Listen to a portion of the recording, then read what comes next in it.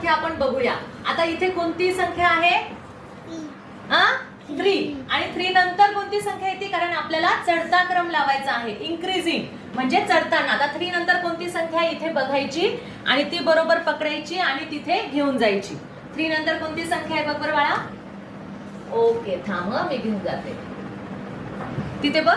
Very good. Very good. तुझं उत्तर बरोबर आलं. शाबास. Give me high five.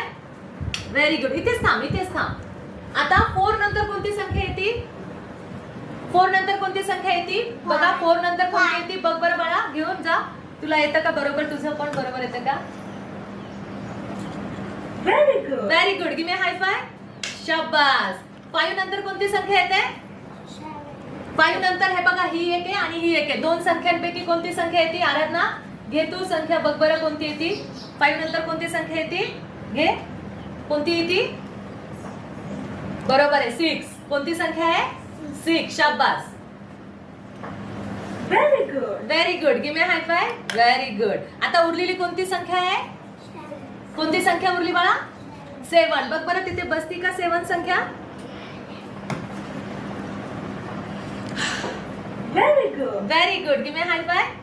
शाबास. म्हणजे अशा प्रकारे तुम्हाला इन्क्रीजिंग म्हणजे चढता क्रम लावायचा आहे. ठीक आहे. Very good.